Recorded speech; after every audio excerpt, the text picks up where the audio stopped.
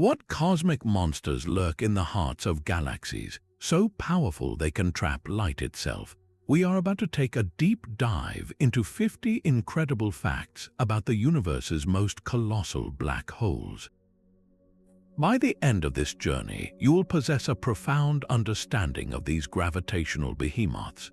We will explore how they form, how they warp the very fabric of space and time, and why some might even hold the key to new universes. What do you think it would be like to stand at the edge of one of these cosmic giants? Their immense size defies all earthly comprehension.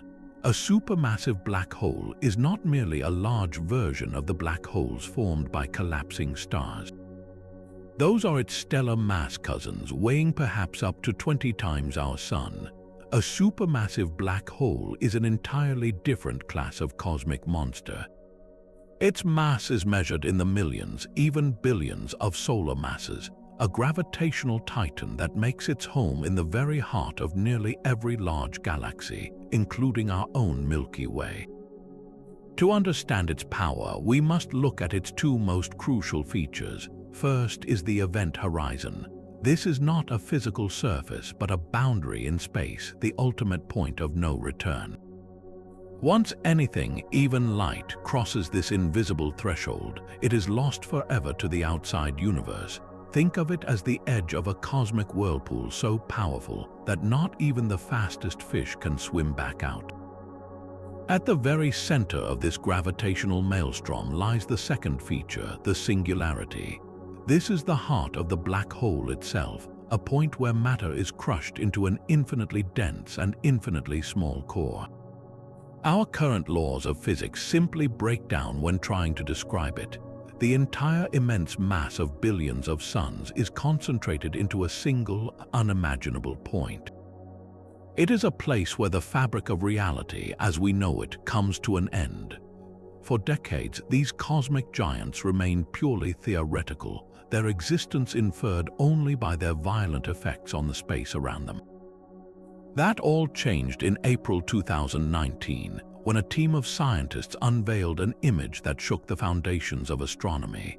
It was the first direct visual evidence of a black hole, a glowing, fiery ring set against the velvet black of space. This was not an artist's impression, it was a photograph. The subject was the supermassive black hole at the heart of a distant galaxy known as Messier 87, a behemoth weighing in at a staggering 6.5 billion times the mass of our Sun. Capturing this image was a feat of almost unimaginable scale, requiring a telescope as large as the Earth itself. This is where the Event Horizon Telescope collaboration came in. It was not a single instrument, but a global network of 8 radio observatories, from the high mountains of Hawaii to the frigid plains of the South Pole. By synchronizing these telescopes with atomic clocks, scientists created a virtual observatory with a resolution sharp enough to read a newspaper in New York from a sidewalk cafe in Paris. What they saw was a perfect confirmation of Einstein's theory of general relativity. The image shows a brilliant, asymmetric ring of light, which is actually superheated gas swirling at nearly the speed of light as it falls into the abyss. And at the very center, a dark shadow. This is not the event horizon itself, but the black hole's gravitational grip warping and capturing the light behind it, creating a silhouette of the point of no return. That dark central void, set within a crown of fire, provided the most direct proof possible that these gravitational monsters are real. It transformed black holes from mathematical curiosities into observable cosmic objects, forever changing our relationship with the universe's most enigmatic inhabitants. While the black hole in Messier 87 is a distant titan, we have our own cosmic guardian right here at home. Lurking at the very center of the Milky Way, 27,000 light-years from Earth, is Sagittarius A star. This is the supermassive black hole that anchors our entire galaxy, a gravitational pivot point around which hundreds of billions of stars slowly turn. Compared to the monster in M87, Sagittarius A star is a lightweight, but its mass is still an almost incomprehensible 4.3 million times that of our Sun. For a long time, its true nature was a carefully guarded secret. Astronomers could not see it directly, but they could observe its profound influence on the space around it. They turned their most powerful telescopes toward the galactic center and began to track the motions of individual stars. What they saw was a cosmic dance of breathtaking speed and precision. Several stars, known as the S-stars, were found to be whipping around an invisible point at velocities exceeding 10,000 miles per second.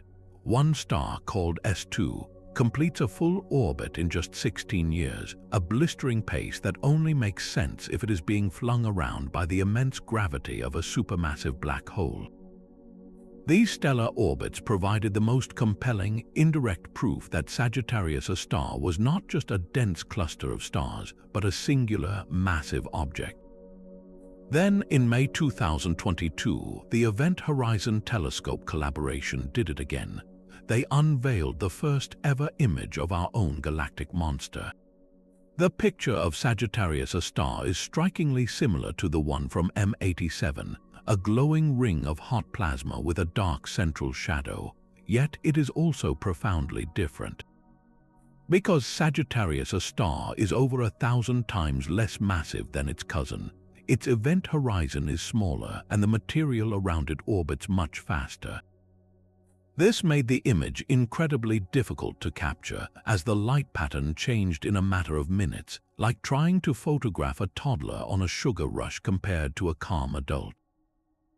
This image confirmed that the same fundamental physics governs black holes of all scales, from the relatively quiet one in our backyard to the actively feeding giants in distant galaxies. These cosmic giants cannot be placed on any scale, so how do we possibly determine their weight? Astronomers have developed brilliant methods to measure the invisible, using a black hole's most telling feature, its gravitational pull. The primary technique is to simply watch the dance. Just as you could calculate the mass of the Sun by observing Earth's orbit, scientists measure the orbits of stars and gas clouds whipping around the galactic center. They apply the same fundamental laws of motion laid down by Johannes Kepler centuries ago. The faster a star moves, the stronger the gravitational force holding it must be, and therefore the more massive the central object. By meticulously tracking the speed and radius of a single star's orbit, they can calculate the mass of the hidden monster with astonishing precision. This is exactly how the mass of Sagittarius A was confirmed, by watching stars like S2 race around it. But stars are not the only tracers. Another method involves studying the reverberation within the glowing accretion disk itself. Intense radiation from the inner disk floods out and illuminates clouds of gas further away. By measuring the time delay between the initial flash and the responding glow from these distant clouds, astronomers can map the structure of the disk and calculate the gravitational pull at its heart. In some rare and valuable cases, they use megamasers. These are natural cosmic lasers where clouds of water vapor in galaxy cores emit intense, focused microwave radiation. The motion of these bright spots can be tracked with extreme accuracy, providing another clear ruler to measure the central mass. Each of these techniques relies on the same beautiful principle. We cannot see the black hole itself, but we can see its masterful control over everything that surrounds it. Its gravity writes its signature in the motion of the cosmos, and we have only just learned how to read it. Their immense size presents a profound cosmic riddle. How did such colossal objects come to exist, especially when we find evidence of them in the very early universe? The formation of a supermassive black hole cannot follow the same path as its smaller stellar cousins. A single star's collapse is simply not enough. Astronomers have proposed several compelling theories to solve this puzzle. One leading idea is the direct collapse model. Picture the ancient universe, a mere soup of hydrogen and helium gas. In certain regions, immense clouds of this primordial gas, perhaps millions of times the mass of our Sun, began to condense under their own gravity. Under normal circumstances, such a cloud would fragment, birthing a vast cluster of stars. But in this unique scenario, the gas remained too pure, lacking the heavy elements that help it cool and break apart. Instead of shattering into stars, the entire gigantic cloud collapsed in on itself as a single, monolithic entity. The gravitational forces would be so overwhelming that it would bypass the star-forming stage entirely, punching straight through the fabric of space-time to form a massive black hole seed, perhaps tens of thousands of solar masses right from the start. This heavy seed would then have a tremendous head start, greedily devouring surrounding gas to grow into the supermassive behemoths we observe. Another theory points to the chaotic environments of the first star clusters. In these dense, packed galactic nurseries, successive mergers were commonplace. Smaller black holes, the remnants of the first massive stars, would collide and merge. Stars themselves would collide, forming ever more massive stars that would then quickly collapse. Over time, through a violent chain reaction of collisions and mergers, a central, massive object would emerge, a black hole seed built from countless smaller pieces. Yet these theories are still challenged by the most distant quasars we observe. These are the intensely bright cores of galaxies, powered by supermassive black holes already weighing over 1 billion suns. The light from these quasars has been traveling for over 13 billion years, meaning we are seeing them as they were when the universe was less than a tenth of its current age. For a black hole to grow that massive so quickly, it would have had to feed at an almost impossible rate, pushing the limits of known physics. This timeline presents a serious cosmic headache, suggesting our models of early growth are incomplete. Perhaps the very first seeds were even larger than we think, or maybe there were feeding mechanisms we have not yet discovered. The origin of these galactic giants remains one of the most active and thrilling frontiers in modern astrophysics. This feeding frenzy transforms a quiet black hole into the most powerful engine in the cosmos, a quasar. The name itself means quasi-stellar radio source, a label born from their initial mystery. To early astronomers, they appeared as faint, star-like points of light, yet their radio emissions were colossal. We now know a quasar is not a star at all, but the intensely luminous core of a distant galaxy, powered by a supermassive black hole in the midst of a spectacular feast. When vast rivers of interstellar gas and dust spiral toward the event horizon, they do not fall in straight away. Instead, they form a seething, flattened whirlpool called an accretion disk. Friction within this disk of doomed material heats it to temperatures of millions of degrees, causing it to glow with the fury of 1 billion suns. It radiates across the entire electromagnetic spectrum, from radio waves to visible light to powerful X-rays. The sheer power output is staggering. A single, active quasar can outshine the combined light of every single star in its host galaxy, a system of hundreds of billions of suns.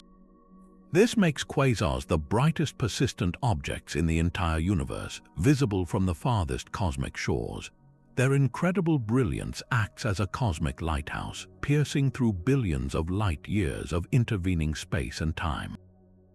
When we observe a quasar, we are looking directly into the heart of a young galaxy, witnessing the violent growing pains of its central black hole. By analyzing the light from these ancient beacons, we can probe the composition of the early universe, measure its expansion, and understand the conditions that allowed such monsters to form so quickly after the Big Bang. The brilliance of a quasar is only half the story of a feeding black hole's fury.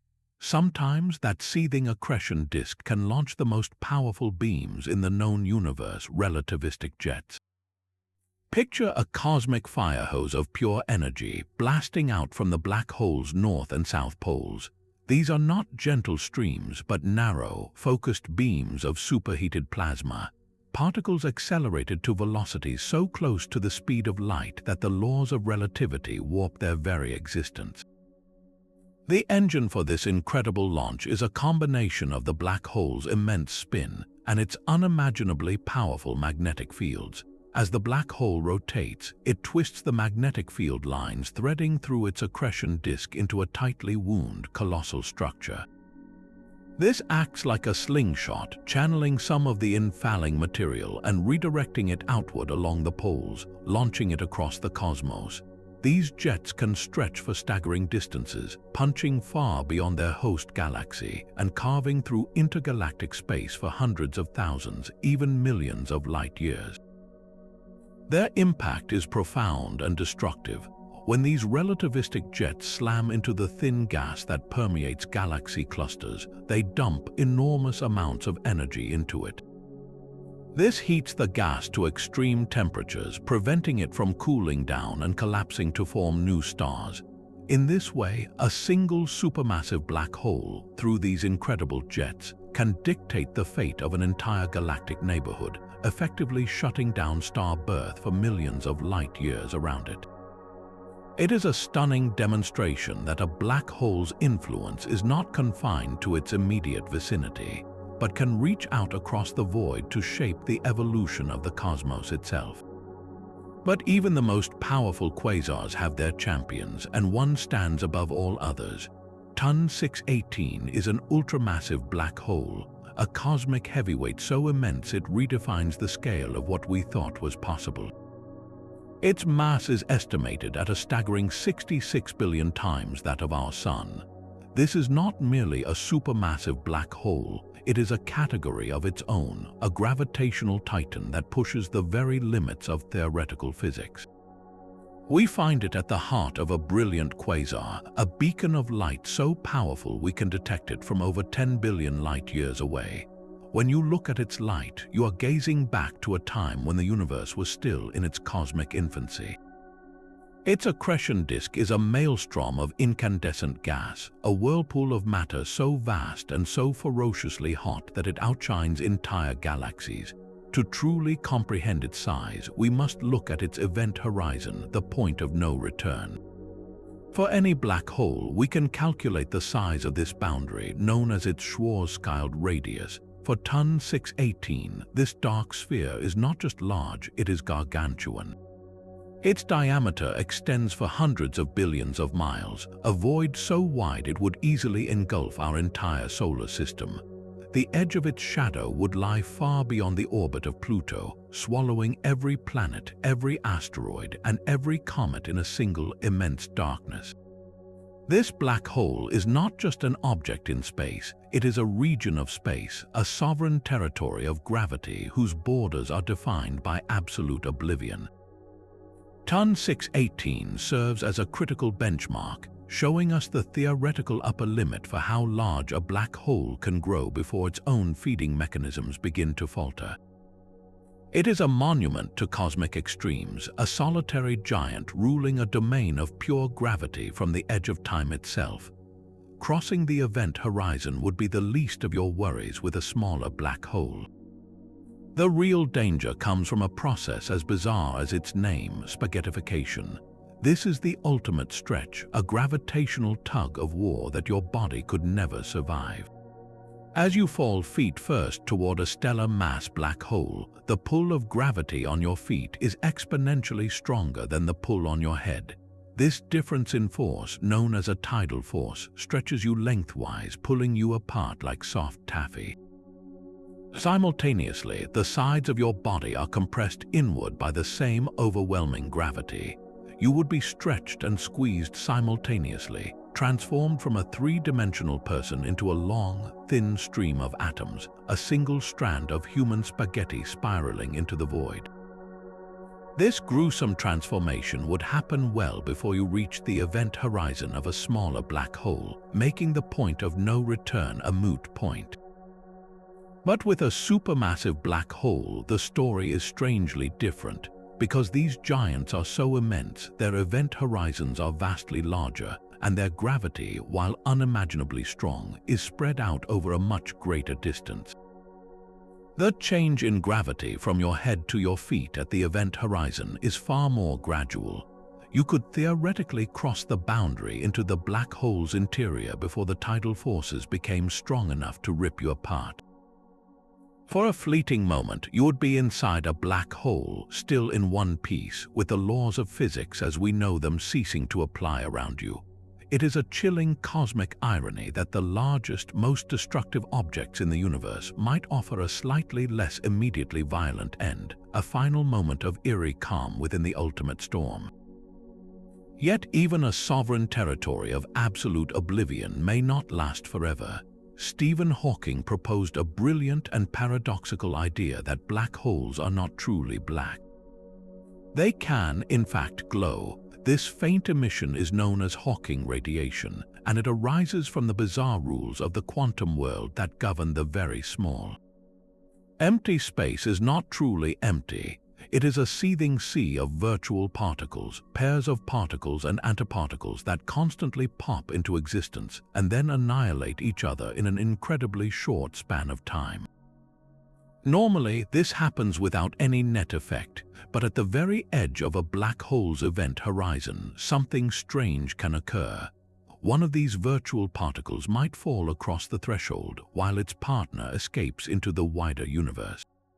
The particle that escapes carries away a tiny amount of energy which, according to Einstein's famous equation, is equivalent to mass. To conserve energy, the black hole itself must lose a correspondingly tiny amount of mass.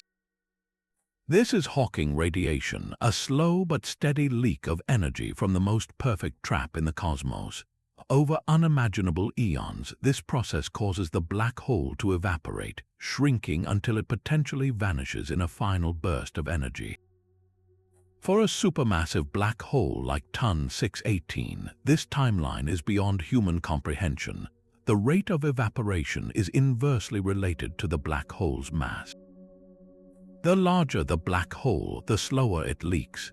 A monster weighing billions of suns would take trillions upon trillions of years to evaporate, a duration that makes the current age of the universe seem like a single blink. For all practical purposes, and for the entire future of our cosmos as we can foresee it, these supermassive black holes are permanent structures, the enduring skeletons of galaxies long after their stars have burned out. They are not eternal, but they are as close to eternal as any physical object can be. This cosmic feedback loop binds the fate of a black hole to its entire galaxy. The evidence for this profound connection emerged from a simple but powerful observation. Astronomers found a tight correlation between the mass of a supermassive black hole and the properties of the galaxy's central bulge, the dense spherical swarm of stars at its core. The more massive the central bulge, the more massive the black hole. This relationship is too precise to be a coincidence, suggesting that the growth of the black hole and the growth of its host galaxy are fundamentally intertwined, like two partners in a cosmic dance that has lasted for billions of years. But how does a relatively small object at the center exert such control over a system hundreds of thousands of times larger? The answer lies in a process called feedback. Think of a supermassive black hole as the heart of the galaxy, and its powerful jets and intense radiation as the galaxy's circulatory system. When the black hole feeds vigorously and becomes a quasar, it does not just consume matter, it also gives back. Those incredible relativistic jets and the intense radiation from its accretion disk pump colossal amounts of energy back into the surrounding galaxy. This energy heats up the vast reservoirs of cold gas, the very raw material needed to form new stars. In some cases, the black hole's fury is so great it can blast this gas completely out of the galaxy, into the emptiness of intergalactic space. This process acts as a cosmic thermostat for star formation. If too many stars begin to form too quickly, the resulting turbulence can funnel gas toward the central black hole, causing it to activate. The black hole then unleashes its feedback, shutting down the star-forming frenzy and preventing the galaxy from growing too large too fast. It is a self-regulating cycle, a balancing act of creation and destruction where the black hole is the ultimate master regulator, ensuring its cosmic home does not burn out in a blaze of glory but evolves in a stable, controlled manner. This reveals a stunning truth that the largest black holes are not just passive inhabitants, but active architects that shape the very structure and destiny of their galaxies. This cosmic growth puzzle leads us to a missing piece of the hierarchy, a ghost in the gravitational machine. Intermediate mass black holes are the elusive middle children of the cosmos, with masses ranging from 100 to 100,000 times that of our Sun. They are the crucial link, the potential seeds from which the supermassive giants grew. Yet finding them has proven incredibly difficult.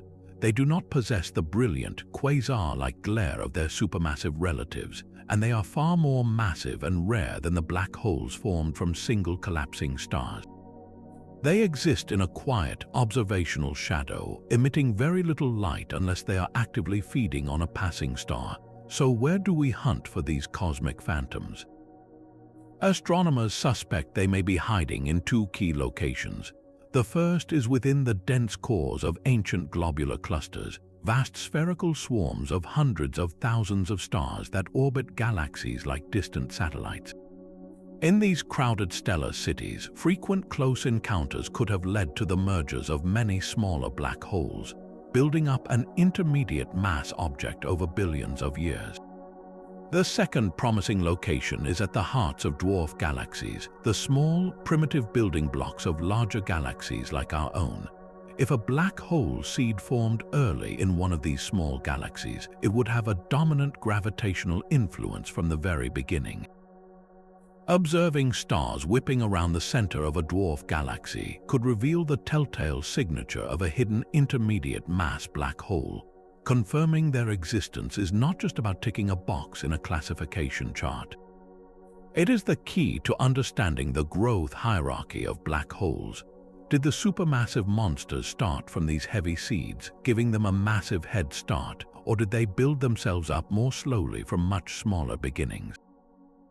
Finding these missing links would tell us which of our cosmic origin stories is correct, revealing the true childhood of the universe's most powerful objects.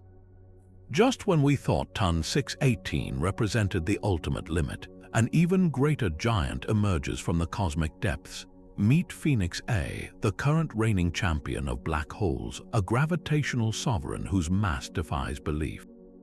Nestled at the heart of the Phoenix cluster, a galaxy cluster of almost unimaginable scale, this black hole is estimated to weigh 100 billion times the mass of our Sun.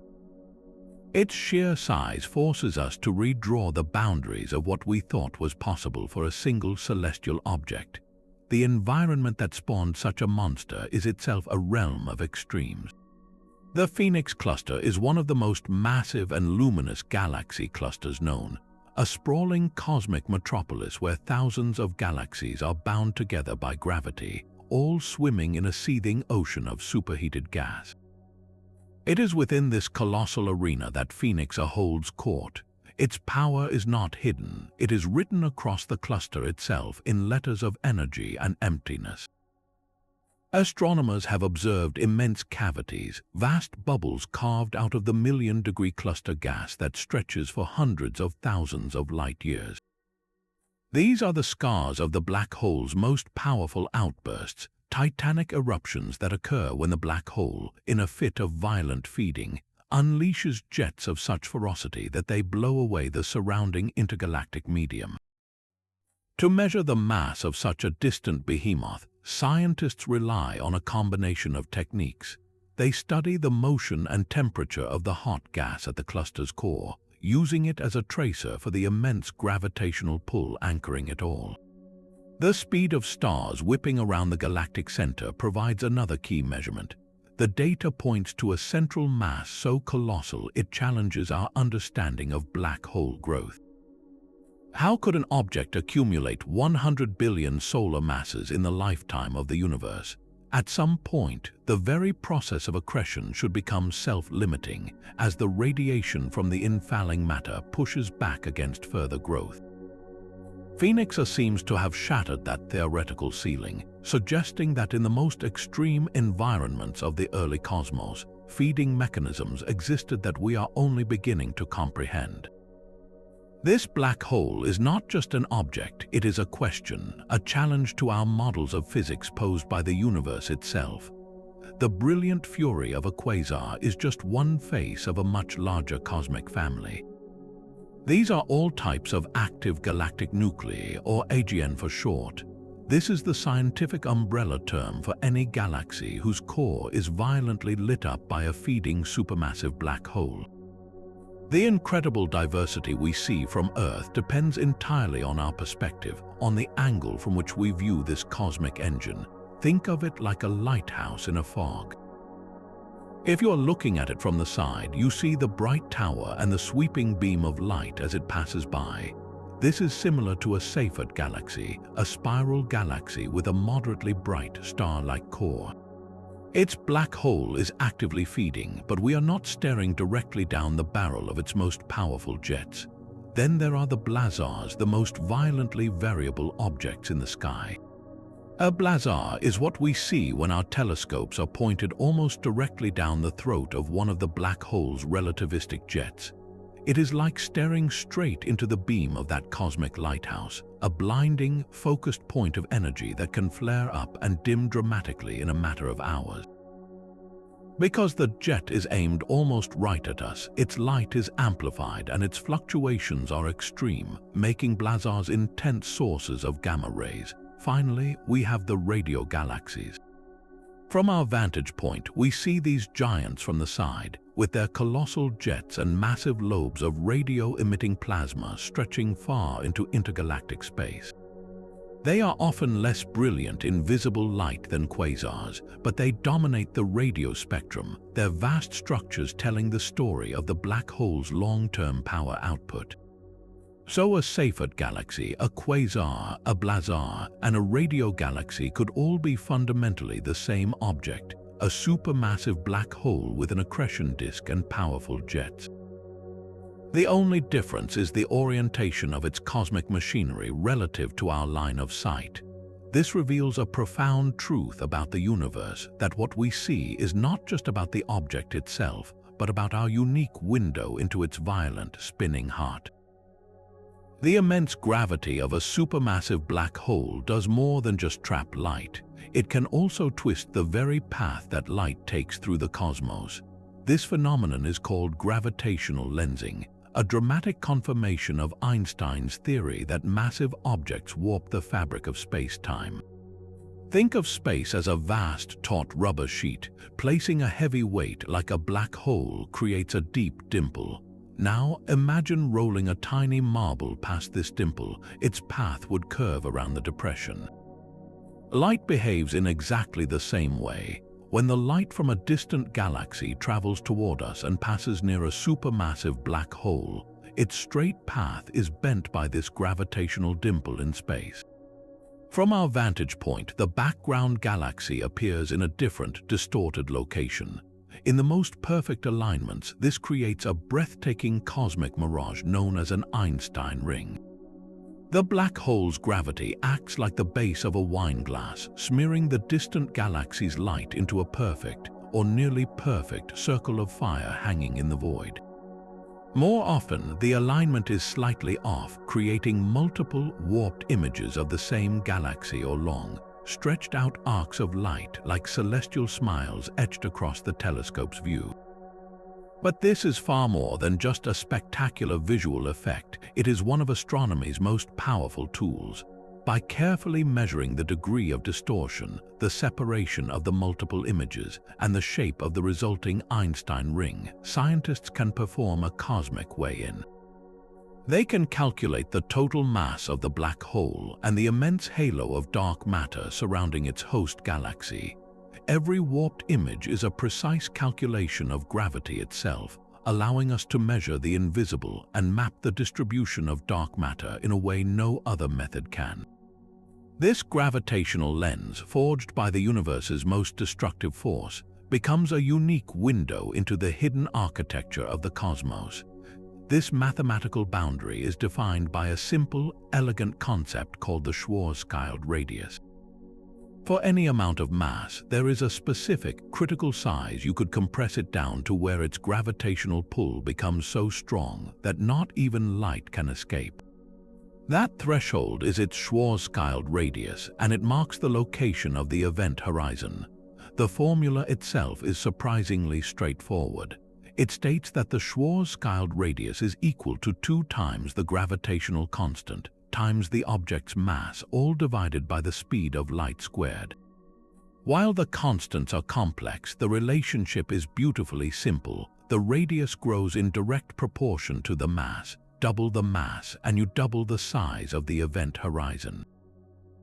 Let us put this into perspective with some staggering numbers. If you could somehow crush our entire sun down into a perfect sphere, its event horizon would be a mere 6 kilometers across, a tiny speck of absolute darkness. Now consider Sagittarius A star, the 4 million solar mass black hole at our galaxy's center.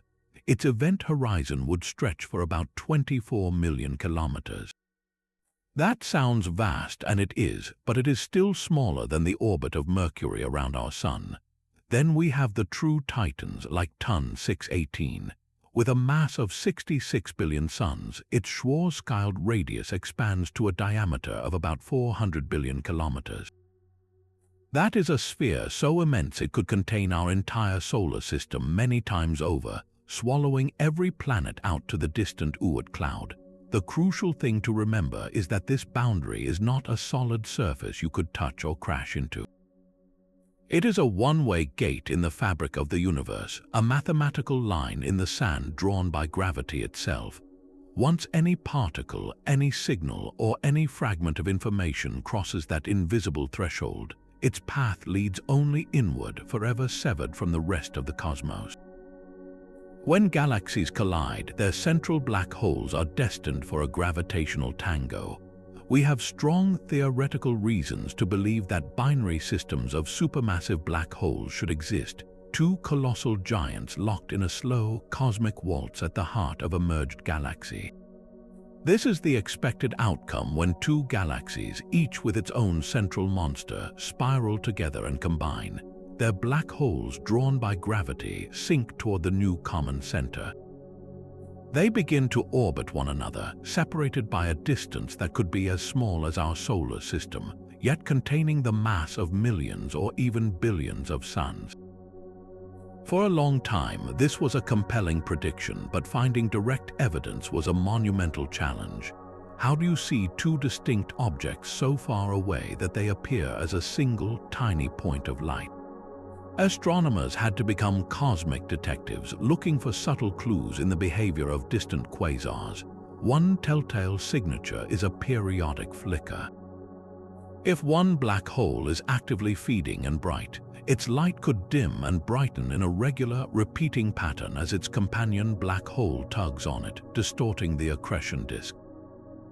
Another clue is a wobbling, precessing jet.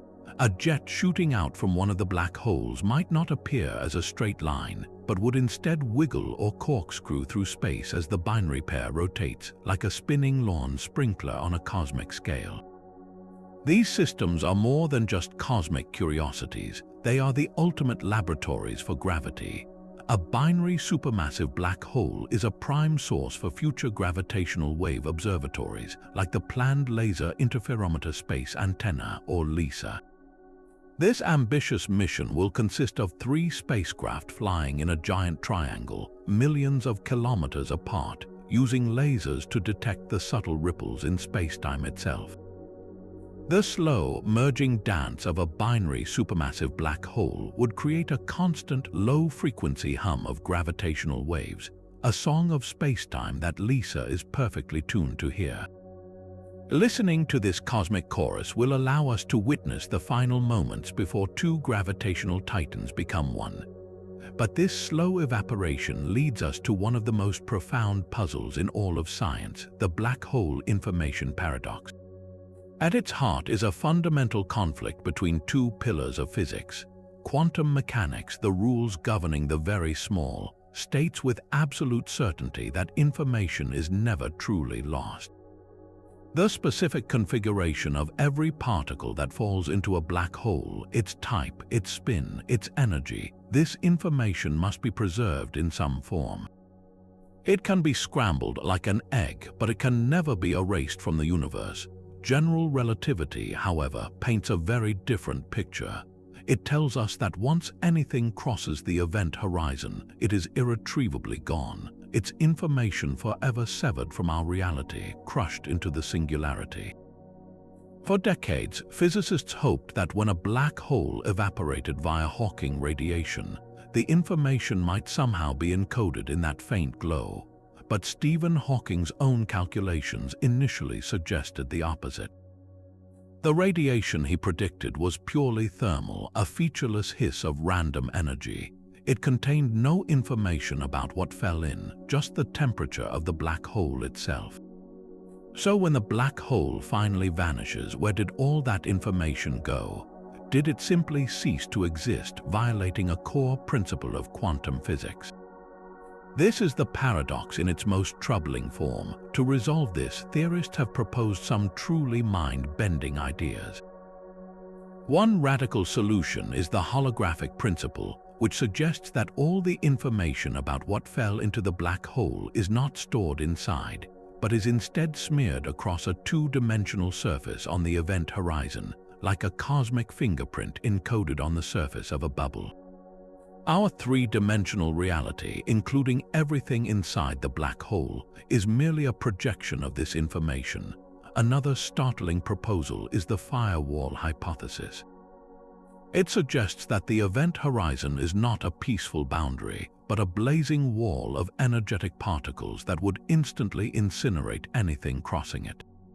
This firewall would destroy the infalling object, but in a way that preserves its information in the resulting radiation, preventing it from ever reaching the singularity. Yet this idea itself violates the principle of equivalence from general relativity, which states that an observer falling into a black hole should notice nothing special at the event horizon.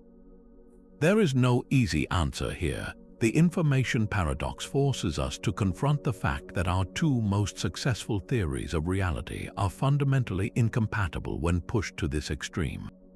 Solving it will require a new, deeper understanding of the universe, one that unifies gravity with quantum mechanics. Black holes are not just cosmic monsters, they are the ultimate teachers, revealing the cracks in our knowledge and pushing us toward a greater truth. Even the most powerful galactic monarchs can be dethroned. A rogue supermassive black hole is a cosmic castaway, a gravitational titan sent flying through the eternal darkness between galaxies. This astonishing exile happens during the most violent events in the universe, galactic mergers.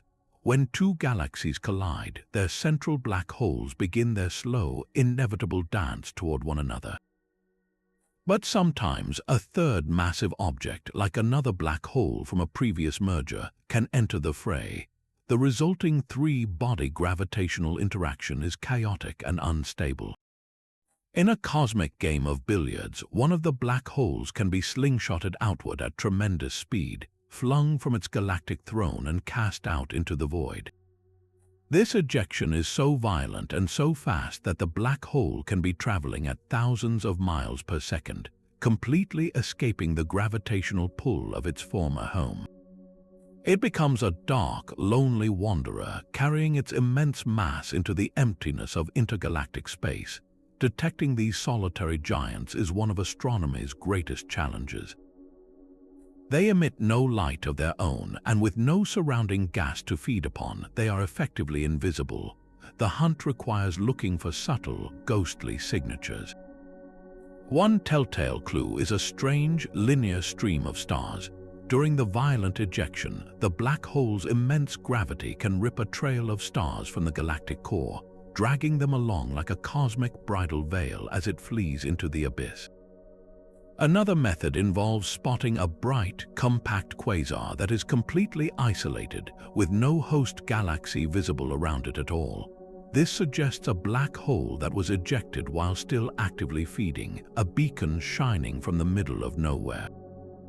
A few compelling candidates have been identified, like the object known as 3C186. Observations suggest it resides over 1 billion light-years from the nearest large galaxy, a tremendous distance for an exiled king. The existence of these rogues reveals the chaotic, unpredictable nature of galaxy evolution, proving that even the universe's most massive objects are not immune to being thrown out into the cold. Those relativistic jets screaming across space are not just powered by gravity alone, they are sculpted by invisible cosmic forces. The true architects of these brilliant beams are the black hole's magnetic fields, lines of force so powerful they can tame the chaos of the accretion disk itself. This seething whirlpool of superheated gas is not just hot, it is ionized, meaning its atoms have been stripped of their electrons, creating a soup of charged particles. As this electrified plasma churns at near light speed, it acts like a colossal dynamo, generating magnetic fields of almost unimaginable strength. These fields become tightly wound and amplified, threading through the disk like an immense, invisible spiderweb. One of their most vital jobs is to solve a fundamental puzzle, the problem of angular momentum. For matter to spiral inward and finally cross the event horizon, it must lose its sideways momentum, the same way a satellite must slow down to fall from orbit. Friction within the disk helps, but the magnetic fields provide the crucial braking mechanism. They act like cosmic rains, gripping the plasma and flinging some of it outward, which in turn allows the rest to drift inexorably inward toward its doom. This process of magnetic braking is what ultimately allows the black hole to feed. But the fields do not just help matter fall in, they also give it a spectacular exit. The black hole's intense spin twists these magnetic field lines into a tightly wound, rotating structure that funnels some of the infalling material away from the poles. This creates a powerful, focused conduit, accelerating charged particles to velocities approaching the speed of light and launching them into the void. The magnetic fields act like the barrel of a rifle, collimating these particles into the narrow, straight jets we see punching through galaxies. Without these invisible magnetic forces, the accretion disk would be a formless, inefficient glow, and the universe would be devoid of its most brilliant and powerful beacons. The serene darkness surrounding a dormant black hole can be violently shattered in an instant. A star drifting on a perilous orbit strays too close to the gravitational sovereign. This celestial trespass triggers a cataclysm known as a tidal disruption event, one of the most violent and luminous spectacles in the modern universe. As the star approaches, the difference in the black hole's gravitational pull from one side of the star to the other becomes overwhelming. This tidal force stretches the star horribly, pulling it into a long, thin stream of incandescent gas, a process that is the very definition of spaghettification. The star is not just stretched, it is utterly torn asunder, its component matter shredded in a cosmic demolition. The debris of the star does not simply vanish. Roughly half of it is flung away into the darkness on new, hyperbolic orbits, forever lost. The other half becomes bound to the black hole, settling into a seething, temporary accretion disk. This sudden infusion of fresh fuel ignites a brilliant flare of radiation, a flash that can outshine the combined light of every star in its host galaxy for several months. For astronomers, this is not just a destructive event, it is a golden opportunity. By analyzing the rise and fall of the flare's brightness, they can perform a direct measurement of the black hole's mass. The duration of the flare is tied directly to the orbital dynamics of the infalling debris, which are governed by the central gravity. A longer, slower flare points to a more massive black hole, while a quicker, sharper burst suggests a smaller one. Furthermore, a tidal disruption event acts as a real-time laboratory for accretion physics. It is like suddenly throwing a massive log onto a dormant fire and watching it roar to life from a cold start. Scientists can observe exactly how the black hole begins its feast, how the accretion disk forms and evolves, and how the resulting radiation changes over time. Each of these brilliant, tragic flares is a unique experiment, offering a fleeting glimpse into the feeding habits of a cosmic giant. This brilliant flash of death is not a single color of light, but a full-spectrum symphony. When astronomers witness a tidal disruption event, they do not rely on a single telescope. They mobilize an entire fleet of instruments tuned to different wavelengths across the electromagnetic spectrum.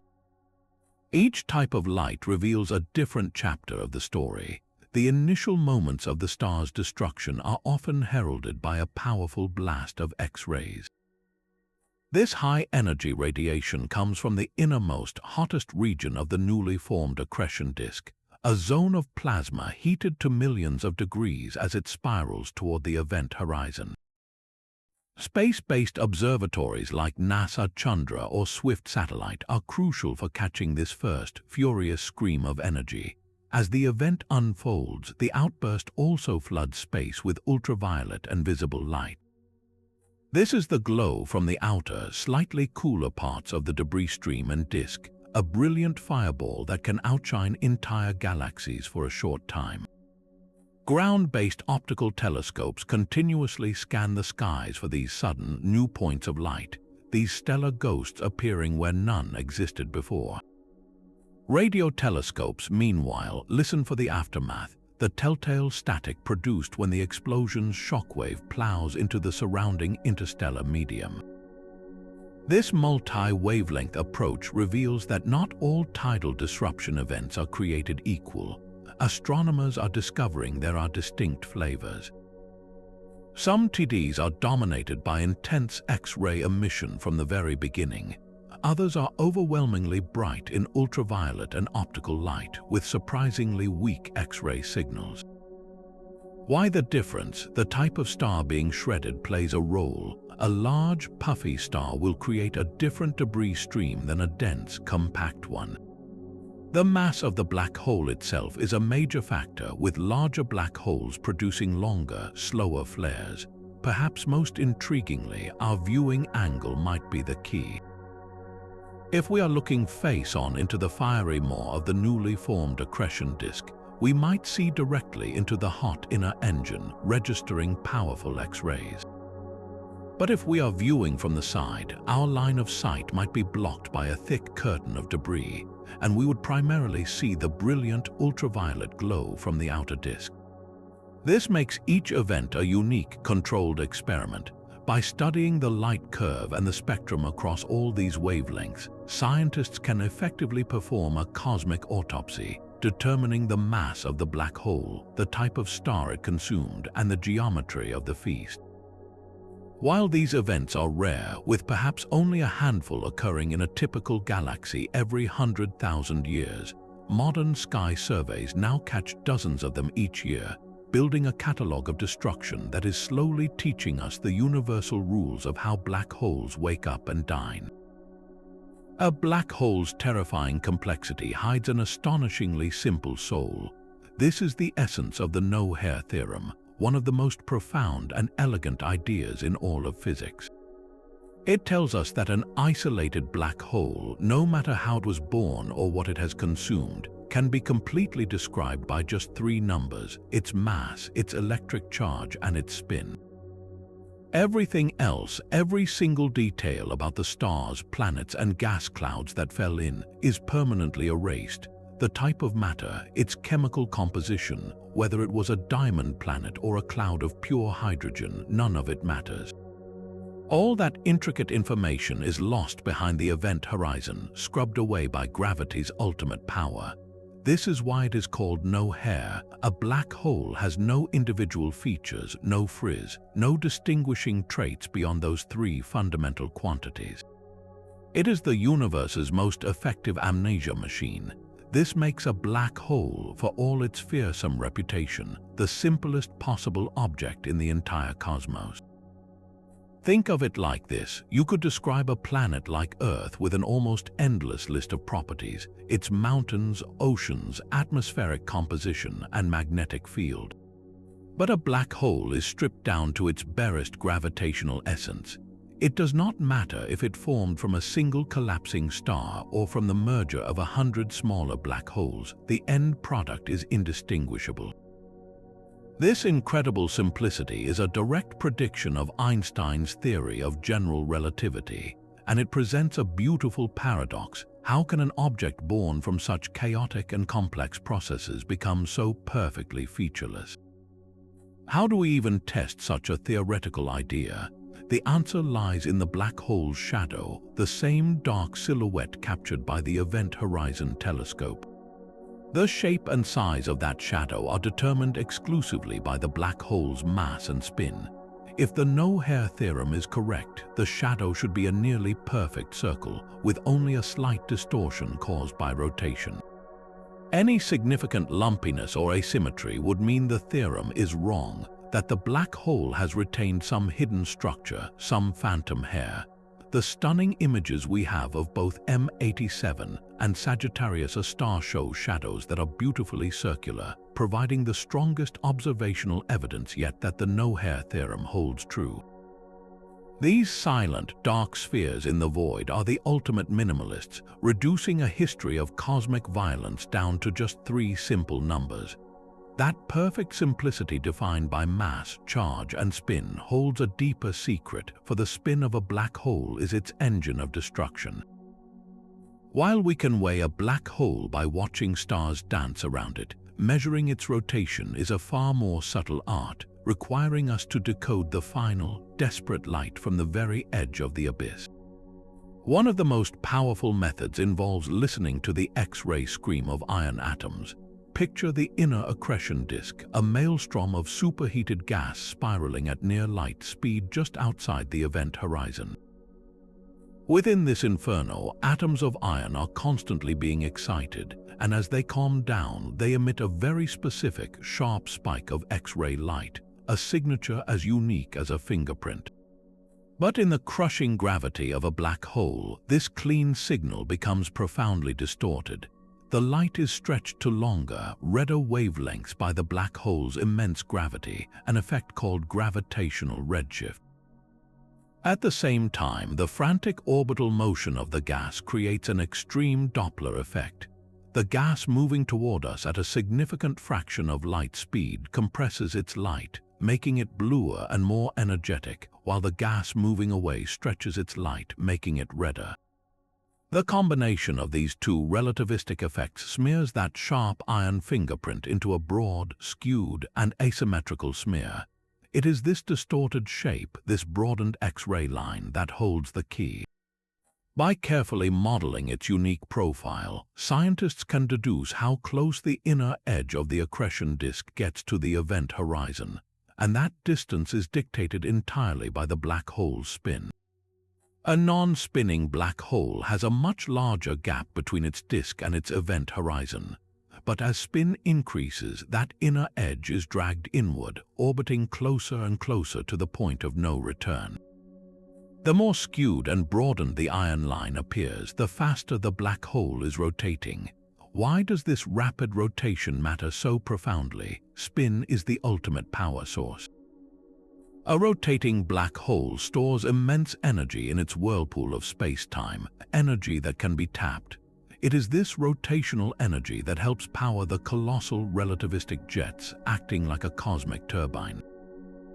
The faster a black hole spins, the more efficiently it can convert the mass of its accretion disk into focused beams of energy that can punch across millions of light years. So by reading the distorted X-ray signature of doomed iron, we are not just measuring a number, we are gauging the power of the universe's most efficient engine. To pierce the veil of darkness surrounding these giants, we must learn to see the universe in X-ray vision.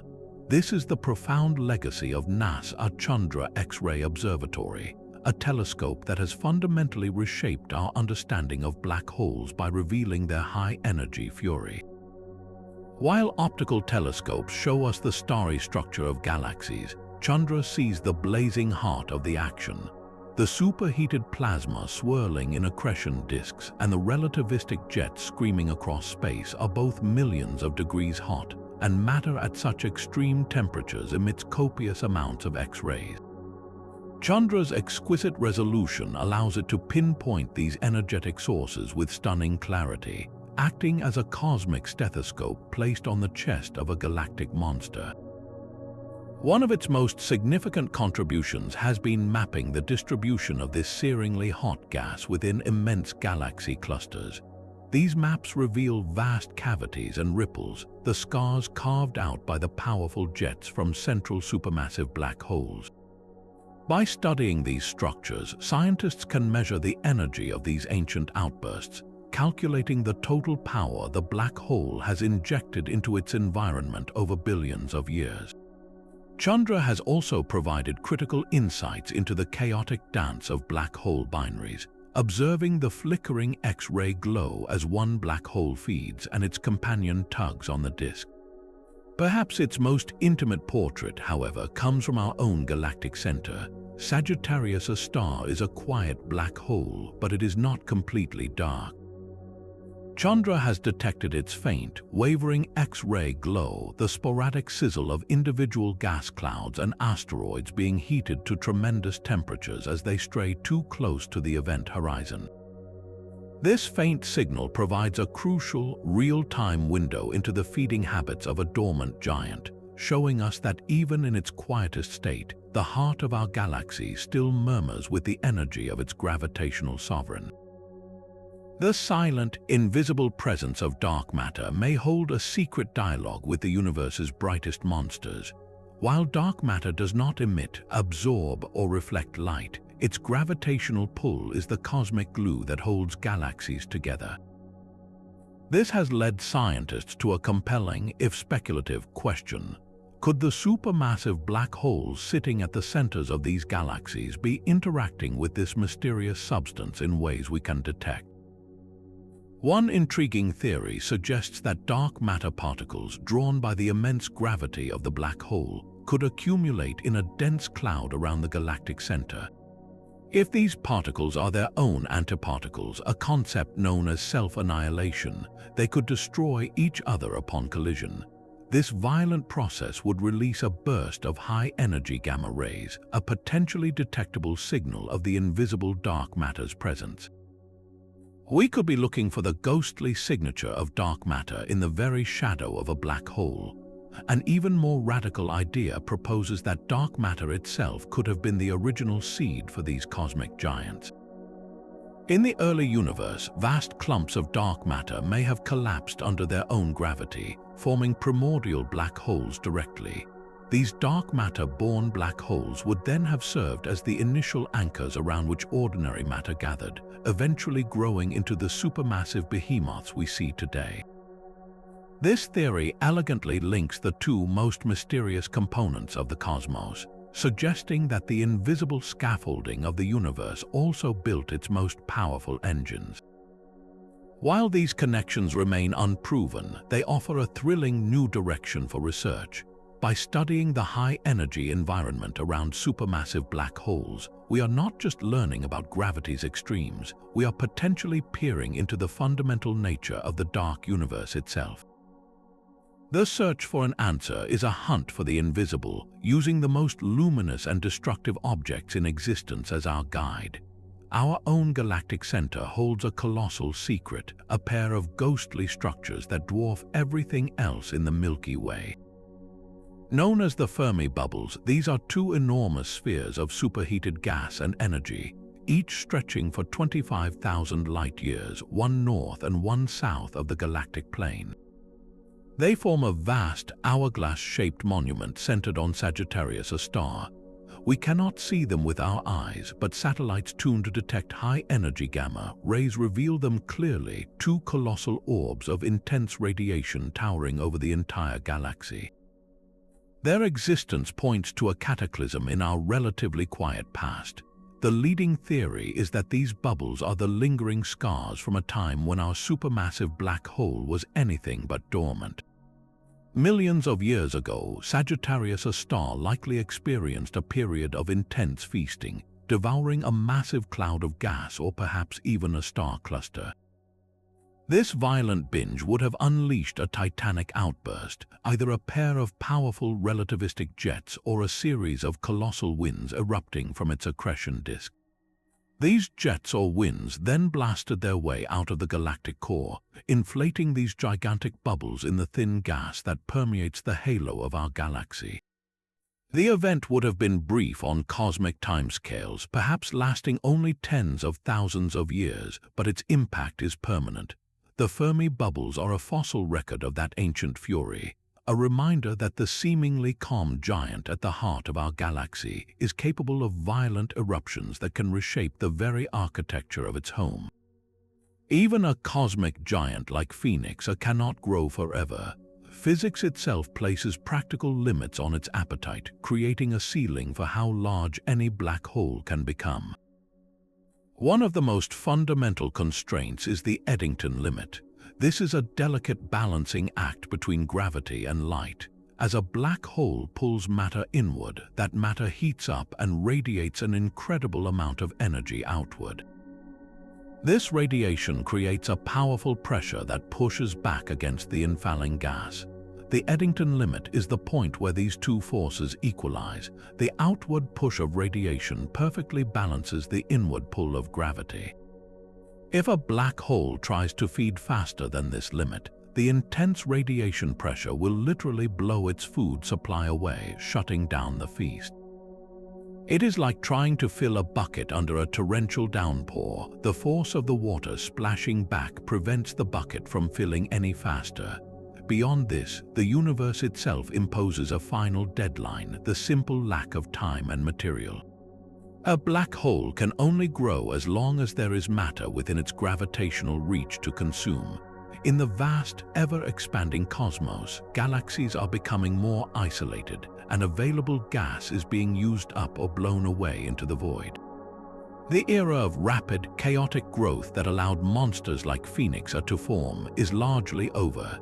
Given these constraints, theoretical models suggest that the absolute upper mass for a black hole likely falls somewhere in the range of tens of billions of solar masses, perhaps 50 to 100 billion times the mass of our Sun. Objects like Phoenix A at an estimated 100 billion solar masses may already be brushing against this cosmic ceiling, representing the practical maximum for a gravitational titan in our universe. The same crushing gravity that creates a point of infinite density might also be a cosmic cradle. Some of the most profound theories in cosmology suggest that the singularity at the heart of a black hole could be the very seed for an entirely new universe, separate and disconnected from our own. This idea emerges from the extreme physics of the Big Bang, where our entire cosmos is thought to have expanded from an infinitely dense and hot point, a state hauntingly similar to a black hole singularity. The theory proposes that under the specific, unimaginable conditions within a collapsing black hole, the fabric of spacetime could be reborn, pinching off into its own independent reality. In this view, our own universe might not be the first and only one, but simply one link in an infinite chain, born within the heart of a black hole that exists in a parent cosmos. This is the essence of the multiverse hypothesis connected to black holes, a concept that transforms them from ultimate endpoints into potential genesis points. While this remains a highly speculative idea, completely untestable with our current technology, it elevates black holes to a staggering new role. They are no longer just monsters or engines, but potential creators.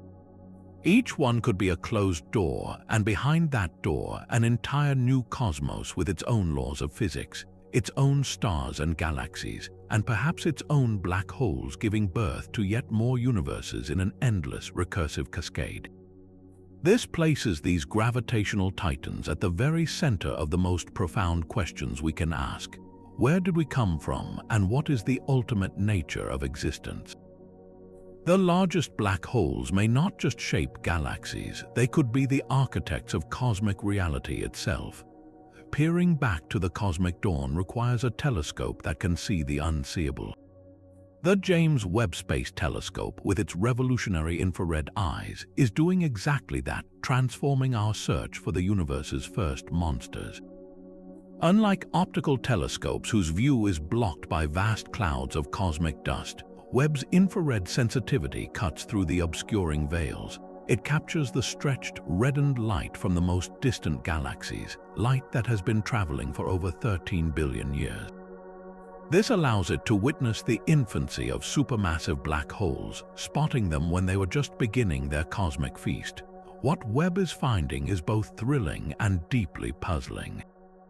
Astronomers are discovering an unexpectedly large population of supermassive black holes at extremely high redshifts, meaning we are seeing them existing far earlier in cosmic history than anyone predicted. These black holes are not just ancient, they are already massive, weighing in at millions or even billions of solar masses at a time when the universe was barely a billion years old. Their sheer presence so soon after the Big Bang defies our most careful models of black hole formation.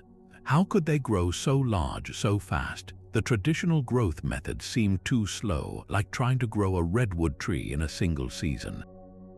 This forces a radical rethink of the very first seeds.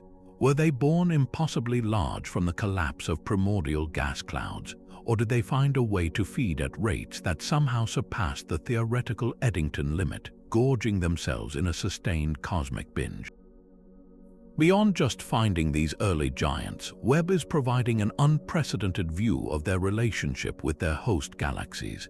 The data reveals a tight correlation between the mass of the young black hole and the mass of the galaxy's central bulge, a connection that appears to have been established astonishingly early. This suggests that black holes and their galaxies grew up together, their fates intertwined from the very beginning in a co-evolutionary dance.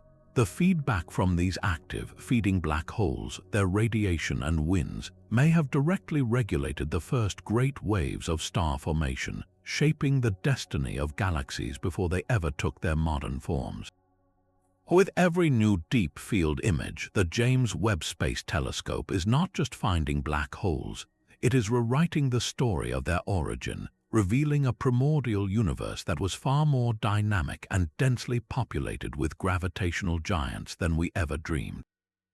The silence of space is not always empty. In 2003, astronomers studying the Perseus galaxy cluster made a startling discovery. They found that the supermassive black hole at its core was not sitting quietly. It was sending out immense pressure waves, rippling through the superheated gas that fills the cluster. These ripples were a form of sound, but a sound so deep, its note was far below the range of human hearing. The frequency of this cosmic bass was a staggering 57 octaves below middle C. To make this ghostly hum perceptible to us, scientists performed a remarkable translation. They took the actual pressure wave data and scaled its frequency up by quadrillions of times, bringing it into the audible range for the first time. The result is an eerie, haunting moan, a sound that has been described as the groaning of a cosmic ghost or the collective sigh of a billion lost stars. It is crucial to understand this is not sound traveling through the vacuum as we know it. In the thin gas of the galaxy cluster, the waves can propagate, but this sonification is an act of scientific artistry, a way to hear the data. This process gives us a completely new sense to experience the universe. We can now listen to the gentle, yet immense, pressure pulses a black hole imposes on its environment, a visceral reminder that these gravitational giants are not static. They are dynamic engines rhythmically pushing on the fabric of their cosmic neighborhood, and for the first time we can hear their deep, resonant voice. This radical solution to the information paradox reimagines the very nature of reality. The holographic principle suggests that our three-dimensional universe, with all its depth and volume, might be a projection from a two-dimensional surface. Think of a credit card hologram, a flat sticker that creates the illusion of a three-dimensional image floating in space. The principle proposes that all the information describing everything within a volume of space, every star, every person, every atom, is actually encoded on its outer boundary, like data etched onto a cosmic DVD. This mind-bending idea gained traction precisely because of the black hole information paradox. The paradox screamed that information could not be lost, yet general relativity said it vanished behind the event horizon. The holographic principle offers an elegant escape. It proposes that when anything falls into a black hole, its information is not carried into the mysterious interior. Instead, it is immediately smeared and scrambled across the two-dimensional surface of the event horizon, stored in tiny, Planck-sized pixels on that ultimate boundary. The three-dimensional reality we associate with the black hole's interior is, according to this theory, just a holographic illusion projected from that encoded data on the surface. This means a black hole is the ultimate information storage device, its event horizon a perfect hologram preserving a complete description of everything it has ever consumed. While this remains a highly theoretical framework from the edges of string theory, it places black holes at the center of a fundamental revolution. They are no longer just gravitational traps, but the ultimate laboratories for testing the nature of information, space, and time itself. If the holographic principle is correct, then the entire cosmos might operate on the same rules, a stunning possibility that these cosmic giants are helping us uncover. The serene darkness of a black hole hides a seething, chaotic nature. This revelation comes from the strange and beautiful field of black hole thermodynamics, which links these gravitational traps to the familiar laws of heat and energy. It turns out that black holes are not cold, dead objects, but possess temperature and entropy, a measure of their internal disorder. The key to this lies in the event horizon. The entropy of a black hole is not proportional to its volume, as you might expect, but to the surface area of its event horizon. Each tiny, fundamental patch of that boundary, a square Planck length on each side, can hold a single bit of information. A larger horizon area means more possible configurations for that information, and therefore a higher state of entropy. This is a profoundly counterintuitive idea that the ultimate simplicity of a black hole, defined by just 3 numbers, contains within it the highest possible entropy in any region of space. To describe this relationship, physicists have established 4 laws of black hole mechanics that perfectly mirror the classic laws of thermodynamics. The zeroth law states that the surface gravity across a stationary black hole's event horizon is constant, just as the temperature throughout a body in thermal equilibrium is uniform. The first law is a conservation of energy equation, linking the change in a black hole's mass to changes in its surface gravity, which relates to temperature and its spin and charge. The second law, perhaps the most famous, dictates that the total area of all event horizons in the universe can never decrease, directly paralleling the law that entropy always increases. The third law states that it is impossible to reduce the surface gravity of a black hole to 0 through any physical process, just as you can never reach absolute zero in a thermodynamic system. This incredible correspondence is far more than a mathematical coincidence. It hints that space, time, and gravity themselves may be emergent properties arising from a more fundamental, microscopic reality, much like the temperature and pressure of a gas emerge from the chaotic motion of countless molecules. The event horizon appears to be a holographic screen, its surface area encoding the maximum possible information about the volume it contains. This deep linkage between gravity, quantum mechanics, and thermodynamics is a crucial clue, a signpost pointing toward the long-sought theory of quantum gravity. Our entire galactic neighborhood is caught in a silent, unstoppable river of motion. We are all being pulled toward a mysterious region of space known as the Great Attractor, a gravitational anomaly located some 250 million light-years away in the direction of the Centaurus and Norma constellations.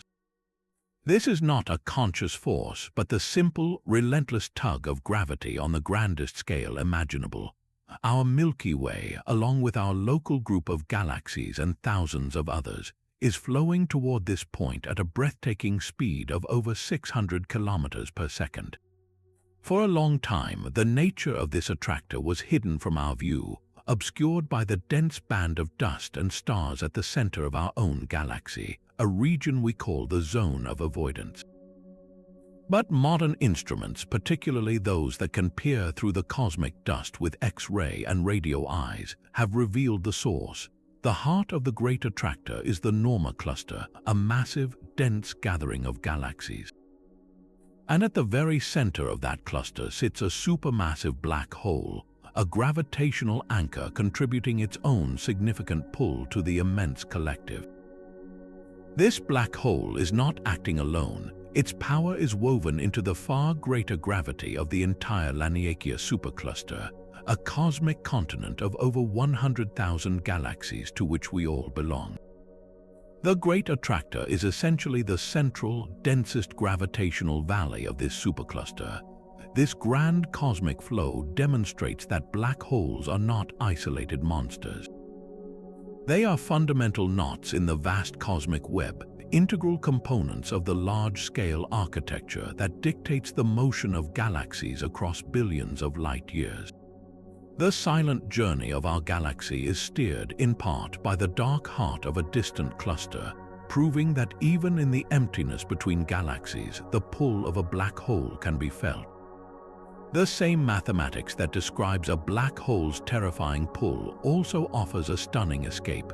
Einstein's field equations, the blueprint for gravity, contain solutions for phenomena even stranger than black holes. One is the white hole, a theoretical mirror image of its dark cousin. If a black hole is a cosmic drain from which nothing can return, a white hole is a cosmic fountain from which nothing can enter.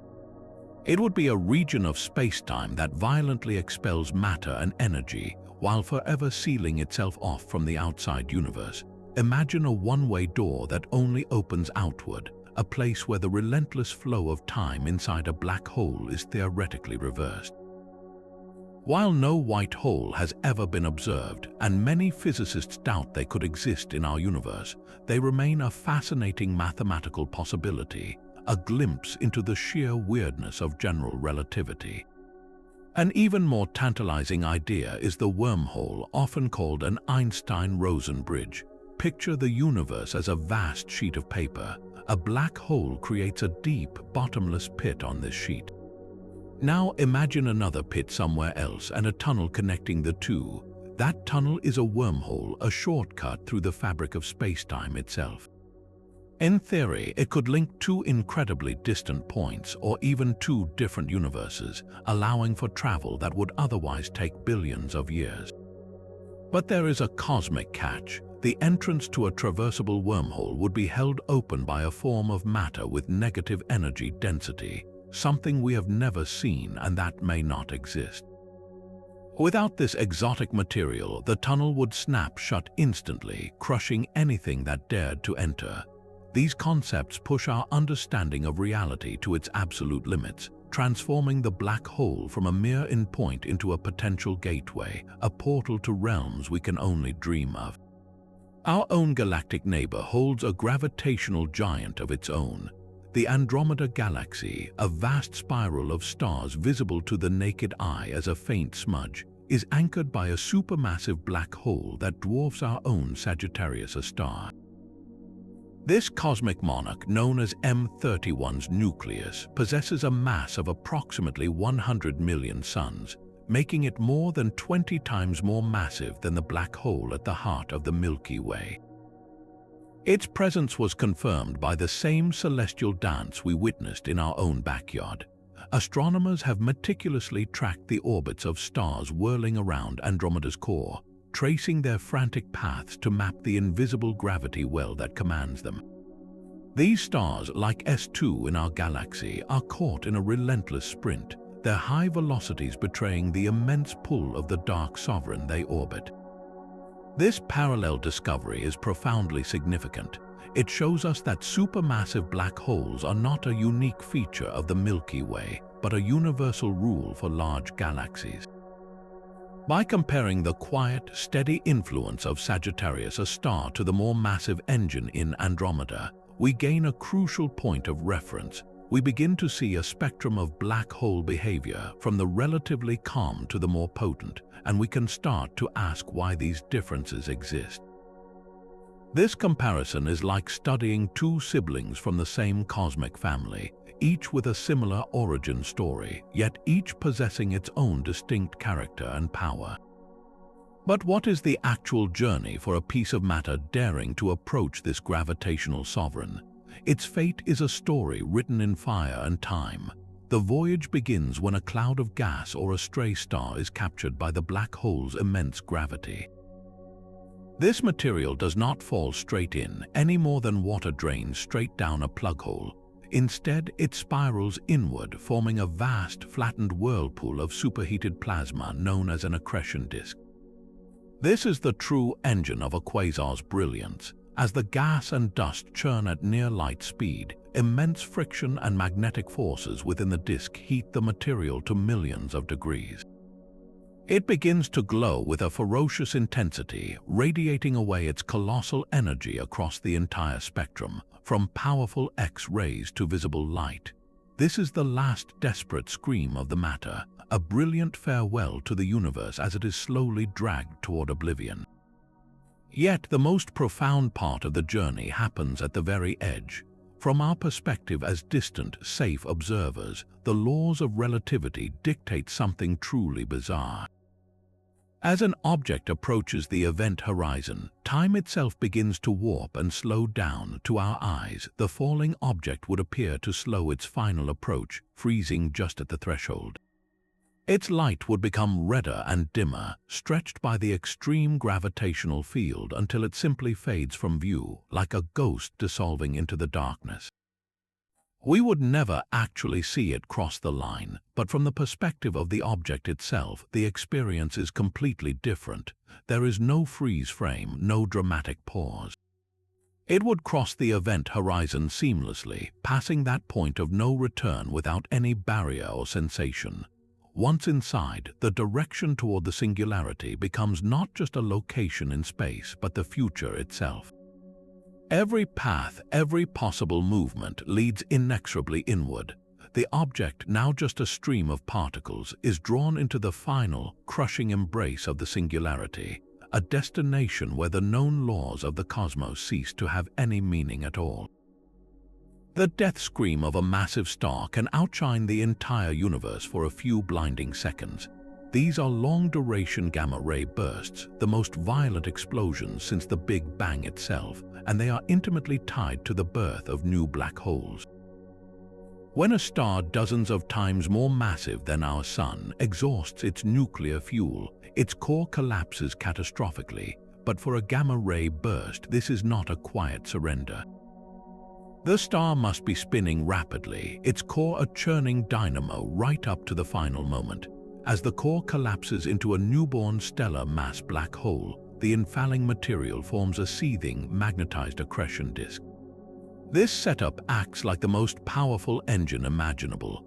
Intense magnetic fields channel the gravitational energy into two narrow, ultra-relativistic jets, firing from the black hole's poles at over 99.9% the speed of light. If one of these jets is pointed directly at Earth, we detect its focused energy as a brief, overwhelming flash of gamma rays, a cosmic beacon signaling a stellar death and a black hole's violent birth. The star itself is utterly obliterated in a hypernova, an explosion orders of magnitude more energetic than a typical supernova. While these events involve stellar mass black holes, they are the ultimate crucible for studying jet physics. The same fundamental processes that launch these star-shattering beams are thought to be at work around supermassive black holes, just scaled up to a staggering degree.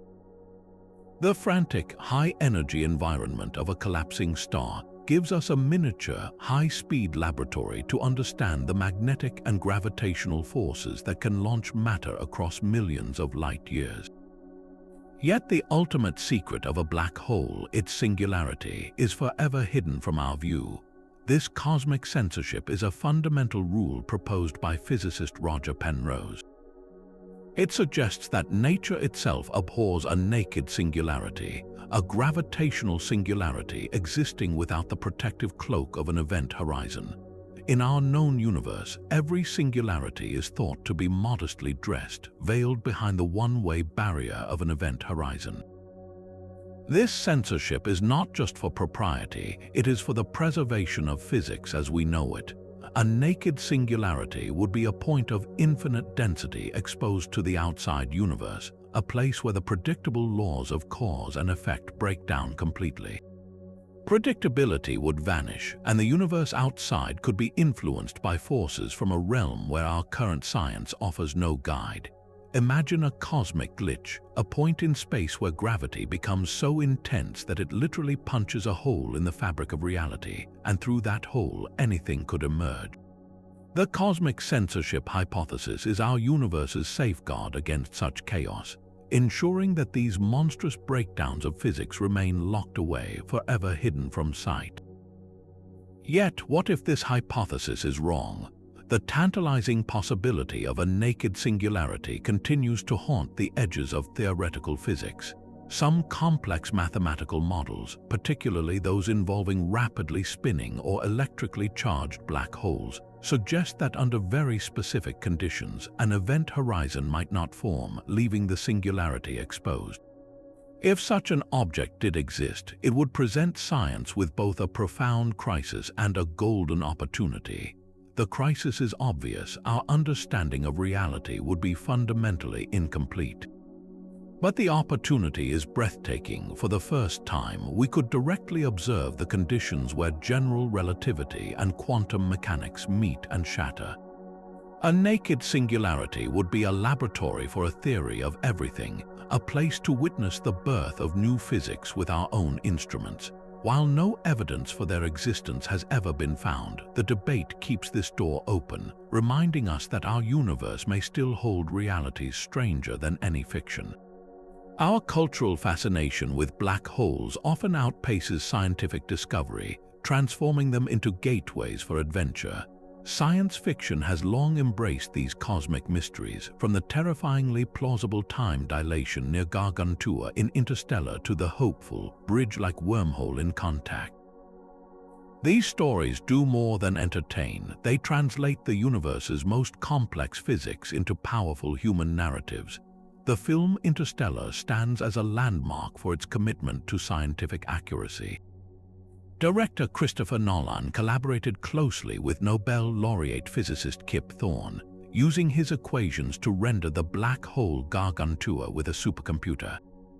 The result was the first physically correct visualization of a rapidly spinning black hole, its accretion disk warped into a brilliant halo-like ring by extreme gravitational lensing. This was not artistic license, it was a prediction of general relativity brought to life on screen, showing audiences how a black hole's gravity could bend its own light into a perfect fiery crown. While Contact took a more speculative leap with its engineered wormhole, it grounded the journey in the emotional quest for connection, making the concept of traversable tunnels in space-time feel tangible and wondrous. These portrayals have done something remarkable. They have planted scientific ideas in the public consciousness, inspiring a generation to look up at the night sky and wonder not just about what is, but about what could be. They remind us that the line between science and fiction is often where the most profound dreams of exploration begin. Our next leap in understanding will come from listening to the universe's quietest hum. The planned Laser Interferometer Space Antenna, or LISA, is not a single telescope but a constellation of 3 spacecraft, flying in a perfect triangle millions of kilometers apart. They will use lasers to measure the infinitesimal stretching of spacetime caused by gravitational waves, while current observatories detect the high-frequency chirps from merging stellar mass black holes. LISA is tuned to the deepest bass notes of the cosmos, the low-frequency rumble of supermassive black holes as they spiral toward collision. This will allow us to hear the final moments before 2 galactic giants become one, a process that can take months or even years, creating a constant gravitational song from the early universe. Alongside this new sense of hearing, our vision will become infinitely sharper. Future X-ray telescopes will have vastly improved sensitivity, allowing them to track the flickering coronas and frantic orbital motions just outside the event horizon with unprecedented detail. On the ground, the global network of radio telescopes that captured the first black hole image is expanding. By adding new dishes in space and across the Earth, astronomers are building an effectively planet-sized observatory. This next-generation Event Horizon telescope aims to do more than take a static portrait. It hopes to create a movie. Imagine watching time-lapse footage of superheated gas clouds glowing at nearly the speed of light as they complete an orbit around the point of no return. These are not distant dreams but concrete missions being built today, set to transform these gravitational phantoms from mysterious silhouettes into dynamic, evolving characters in the story of our cosmos. This paradox forces us to confront the very nature of reality, and modern physics offers mind-bending ways to escape the trap. One elegant solution is black hole complementarity, a principle stating that the experience of an observer falling into a black hole and an observer watching from afar are both correct yet fundamentally incompatible. From the outside view, information is smeared and preserved on the event horizon like a hologram. From the infalling view, you pass smoothly through the horizon, noticing nothing strange. The universe, in its deepest workings, does not allow a single observer to see both truths at once, preserving the laws of physics by keeping these perspectives separate. An even more radical idea is the ER equals EPR conjecture. It proposes a stunning link between two seemingly unrelated concepts, quantum entanglement and wormholes. EPR refers to the famous paradox about entangled particles, while ER stands for Einstein-Rosen bridges, the formal name for wormholes.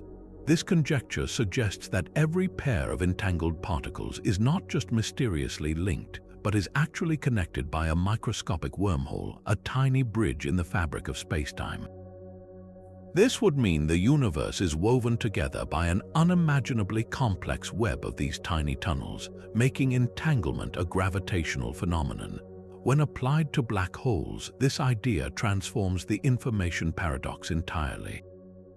The Hawking radiation particles escaping the black hole could be entangled with particles inside, and according to ER equals EPR, they would be connected by these microscopic wormholes. The information never actually leaves the black hole. It is transmitted through this cosmic plumbing, preserving it without violating any laws. The most recent breakthrough comes from calculations of black hole entropy using the island rule. This complex idea reveals that as a black hole evaporates, regions far from the event horizon, called islands, begin to contribute to the total entropy, effectively storing the information of what fell in. It is as if the black hole's memory is not inside its dark core, but is somehow encoded in the space surrounding it, a concept that further blurs the line between the inside and outside of these objects. Resolving this paradox is not an academic exercise, it is the crucial stepping stone to a theory of quantum gravity. Black holes, by presenting us with this perfect storm of gravity, quantum mechanics, and thermodynamics, are the ultimate laboratories, forcing us to invent a new language to describe reality itself. Even the empty void of space holds a secret warmth for those moving fast enough. This is the Unruh effect, a strange prediction from the edge of quantum field theory. It tells us that the concept of a particle is not absolute but depends entirely on your state of motion. Imagine you are floating completely still in the perfect vacuum of space. You would detect nothing, a cold and utter emptiness, but if you were to accelerate, to fire your rockets and push yourself faster and faster, your perception of reality would shift dramatically. That same empty space would suddenly feel warm, as if you were immersed in a gentle bath of low-energy particles. These are not real particles appearing from nowhere.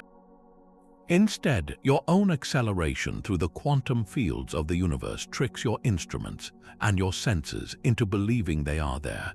It is a profound illusion, one that reveals how deeply our experience of reality is tied to our own motion. This bizarre concept shares a powerful family resemblance with Hawking radiation. Both effects show us that the vacuum of space is not truly empty, but a seething, bubbling soup of potentiality, where virtual particles flicker in and out of existence. For Hawking radiation, it is the intense gravitational field at the event horizon that plucks these virtual pairs apart, allowing one to escape. For the unrun effect, it is pure acceleration that performs the same trick, creating particles from the apparent void. An observer falling into a black hole, accelerating under its immense gravity, would experience this warm glow, while a distant, stationary observer would see only the cold blackness of the event horizon. This deep connection shows that black holes are not isolated oddities. They are cosmic laboratories where the most fundamental ideas of physics converge, where gravity, acceleration, and quantum mechanics intertwine to shape our understanding of reality itself. This deep cosmic connection is not a random occurrence but a fundamental rule of galactic architecture. The evidence for this relationship is both clear and compelling, drawn from meticulous observations of galaxies near and far. Astronomers have measured the masses of supermassive black holes and compared them to the velocity dispersion of stars in the galactic bulge, which is a direct indicator of the bulge's mass. The result is a remarkably tight correlation, a cosmic scaling law that holds true across billions of light years. A galaxy with a large, massive bulge will invariably host a heavyweight black hole, while a galaxy with a smaller, gentler bulge will have a correspondingly lighter central presence. This is not merely a statistical trend, it is a foundational principle, a signature of a shared history written in gravity and starlight. The leading explanation for this intimate dance is a process of co-evolution, where the galaxy and its dark heart grow together, each influencing the other's destiny. One of the primary drivers is thought to be galactic mergers. When two galaxies collide, the event is a cosmic catastrophe that funnels vast amounts of gas and dust toward the newly merged core. This sudden influx serves a dual purpose. It triggers a firestorm of new star formation, building up the galactic bulge, while simultaneously providing a feast for the central black hole, causing it to rapidly gain mass. The black hole and its stellar surroundings are essentially fed from the same cosmic table during these violent banquets, but the relationship is not one-sided, it is a feedback loop. This is where the active galactic nucleus, or AN, plays its crucial regulatory role. As the black hole feeds and unleashes its power through radiation and jets, this energy floods the galaxy. It heats up the surrounding gas, preventing it from cooling and collapsing into new stars. In the most extreme cases, it can even blow the gas clean out of the galaxy, permanently shutting down star formation. This AGN feedback acts as a cosmic thermostat, preventing the galaxy from becoming too large too quickly. The black hole, in a sense, regulates its own food supply and the growth of its home, ensuring a balanced and stable evolution. This profound correlation ties the fate of the smallest point of infinite density to the largest structure of hundreds of billions of stars, revealing a universe where the most violent and the most serene are forever linked in a gravitational embrace. Perhaps the very first black holes were not born from dying stars at all. Before the first star ever ignited, a different kind of monster might have already been forming in the cosmic dawn. These are primordial black holes, hypothetical ghosts born from the raw chaos of the infant universe. In the first fleeting moments after the Big Bang, the cosmos was not smooth. It was a seething, turbulent sea of energy, riddled with intense density fluctuations. In some regions, the pressure and density could have become so extreme that pockets of space-time simply collapsed under their own weight, pinching off into black holes. This is a fundamentally different origin story, one that bypasses stars entirely. They could have formed with almost any mass, from something smaller than an asteroid to something larger than 1,000 suns. For decades, scientists have been hunting for the smallest of these, those with masses similar to a large mountain. The idea is that these tiny, elusive objects could be the mysterious dark matter that holds galaxies together. If countless numbers of them drift unseen through space, their collective gravity could explain the motions of stars without any need for new, exotic particles. But the most profound possibility involves the other end of the scale. What if some primordial black holes were born as true heavyweights containing the mass of 10,000 suns or more right from the start? These would be the perfect seeds for the supermassive black holes we find in the young universe. Instead of struggling to build up mass from scratch, these ready-made giants would have a colossal head start, immediately beginning to devour the primordial gas around them. Their immense gravity would act as a swift and powerful anchor, accelerating the formation of the first galaxies around them.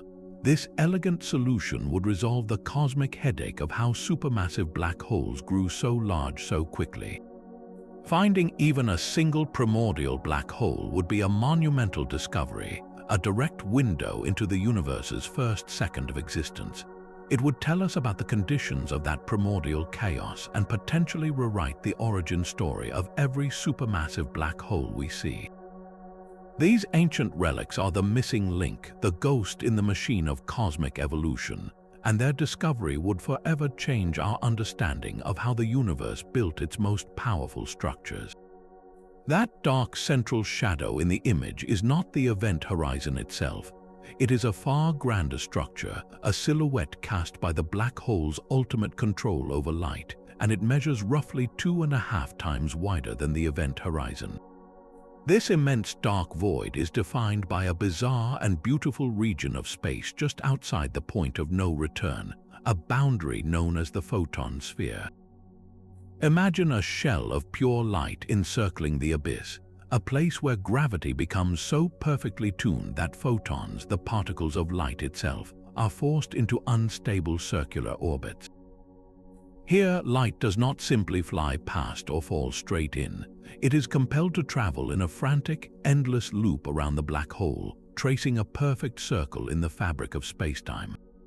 This delicate balance is a cosmic tightrope walk. The slightest perturbation, the tiniest nudge, will decide the photon's ultimate fate, sending it either spiraling across the event horizon into oblivion or flying outward, free to continue its journey across the universe. It is this chaotic ballet at the photon sphere that paints the iconic image we see. The brilliant, fiery ring of light in the Event Horizon Telescope picture is the glow from all the photons that just barely managed to escape their orbital prison. They skimmed the edge of the photon sphere and broke free, carrying with them the distorted signature of extreme gravity.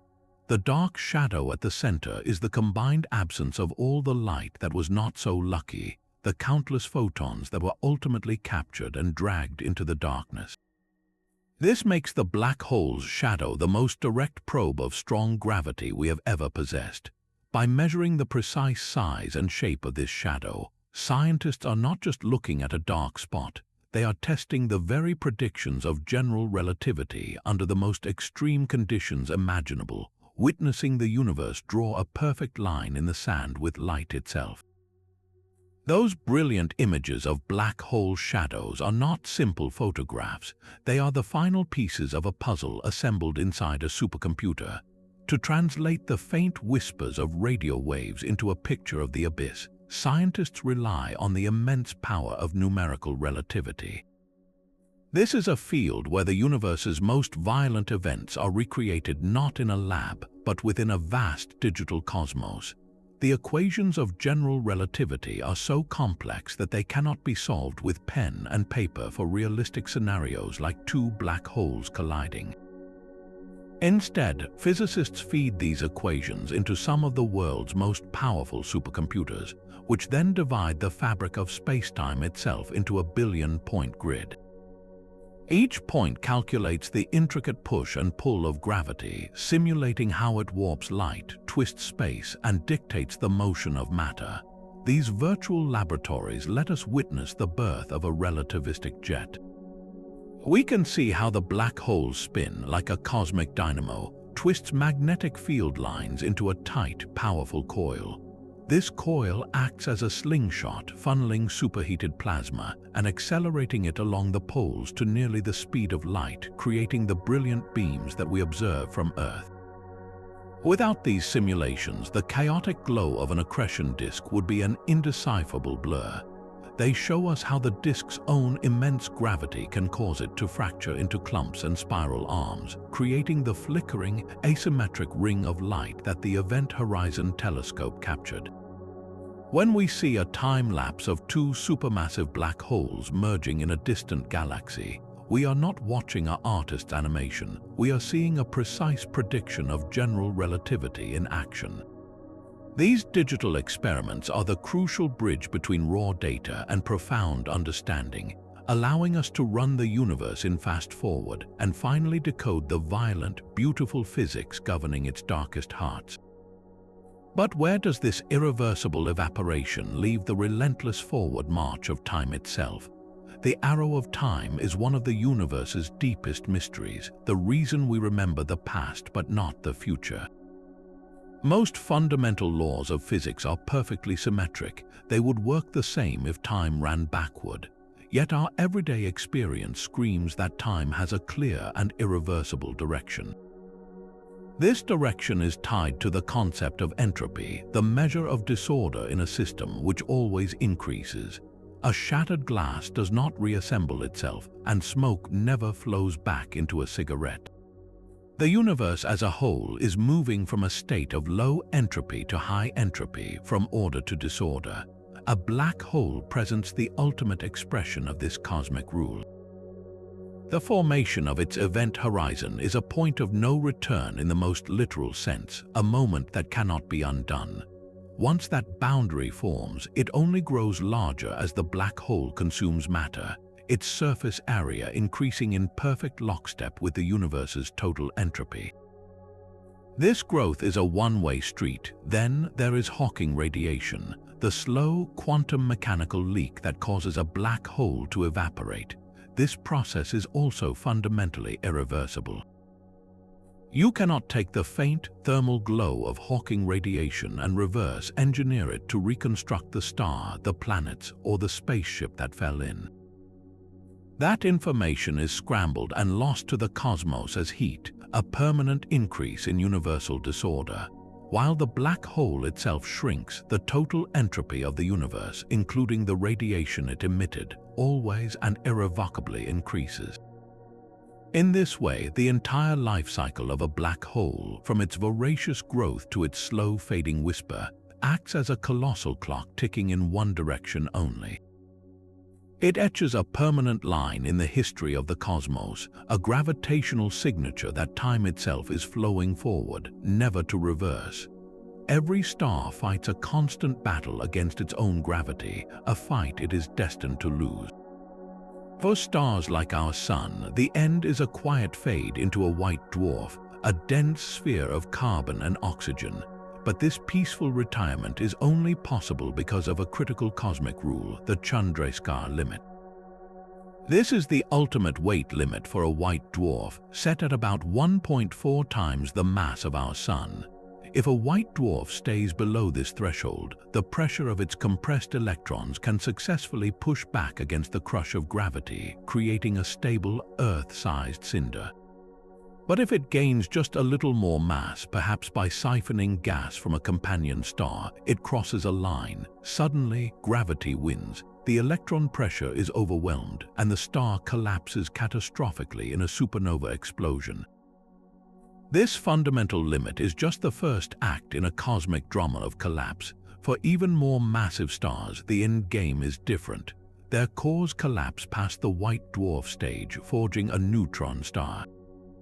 These incredible objects are held up by a different kind of pressure, the sheer repulsion between neutrons packed together tighter than an atomic nucleus. But even this nuclear force has its breaking point, defined by the Tolman-Oppenheimer-Volkoff limit. While the exact number is uncertain, this limit lies somewhere between 2 and 3 solar masses. If the collapsing core of a star, the remnant left after a supernova, exceeds this critical mass, a neutron star cannot form. At that moment, every known force of nature surrenders. No quantum pressure, no nuclear force, nothing in the universe is strong enough to halt the implosion. The core simply continues to collapse, crushing itself out of existence and punching a hole in the fabric of spacetime, leaving behind only its gravitational shadow, a stellar mass black hole. This establishes the absolute lower boundary, the minimum price of admission for a star to become a black hole. It is a stark reminder that the universe operates on strict mathematical principles, and when a star's heart grows too heavy, the only possible outcome is an abyss. A rotating black hole holds energy not just in its mass, but in the whirlpool of its spin, a reserve of power we could theoretically tap in spectacular fashion. This leads to one of the most fascinating ideas in theoretical physics, the black hole bomb. The concept hinges on a region surrounding a spinning black hole called the ergosphere. This is not the event horizon, but a distorted, egg-shaped zone of space where the black hole's rotation is so powerful it drags everything along with it, a phenomenon known as frame dragging. Nothing here can remain still, not even light. Within this ergosphere, a remarkable process called superradiance can occur. If a wave, whether of light or gravity itself, enters this region, it can steal a tiny amount of the black hole's rotational energy and bounce away with more energy than it arrived with. Now imagine constructing an impossibly perfect spherical mirror around this entire system, encapsulating the black hole just outside its ergosphere. A single wave enters, gets amplified by superradiance, and reflects off the mirror back toward the black hole. It enters the ergosphere again, gains even more energy, and bounces off the mirror once more. Each cycle, the wave grows exponentially, its power soaring until the confining mirror can no longer hold the unimaginable pressure. The entire structure would then explode, releasing more energy than every star in a galaxy combined in a single, catastrophic detonation. While building such a mirror is a feat for gods, not humans, the principle is sound.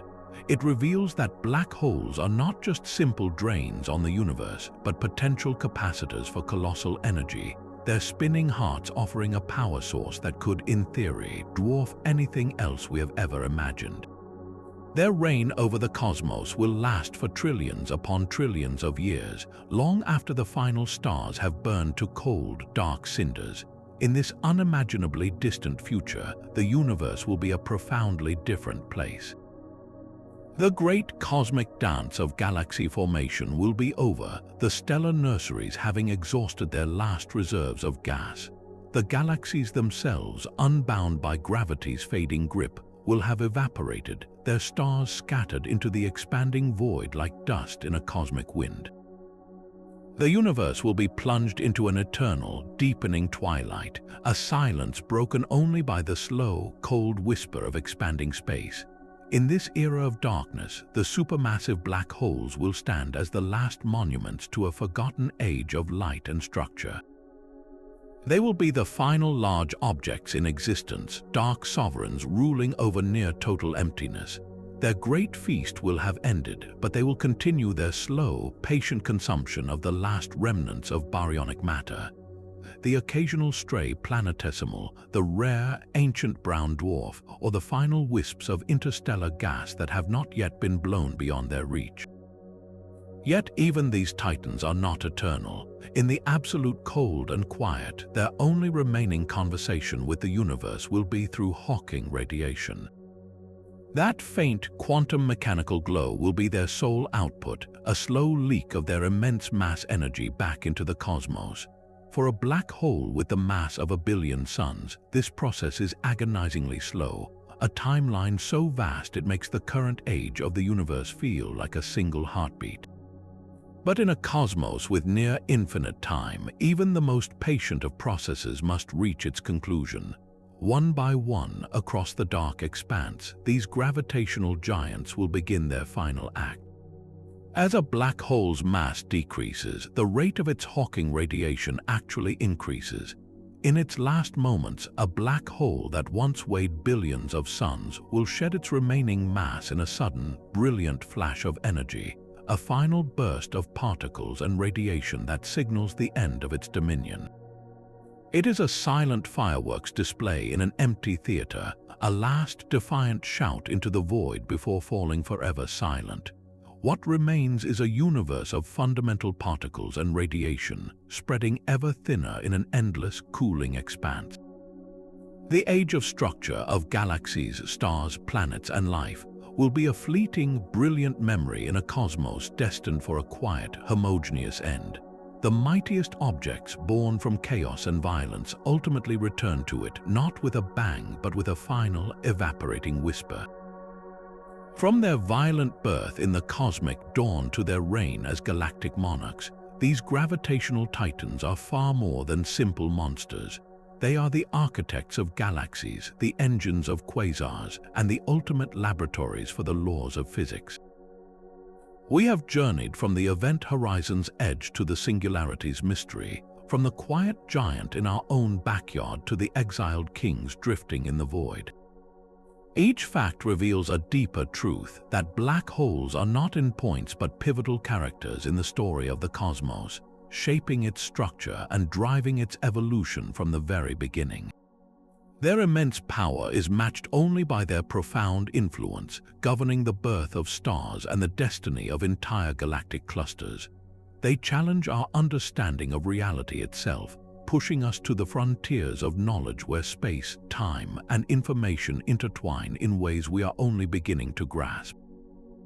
The universe is filled with endless mysteries, and these dark sovereigns guard some of the most profound. Which of these 50 facts reshaped your view of the cosmos? Share your most mind-expanding moment in the comments below, and subscribe to continue the journey into the heart of the unknown.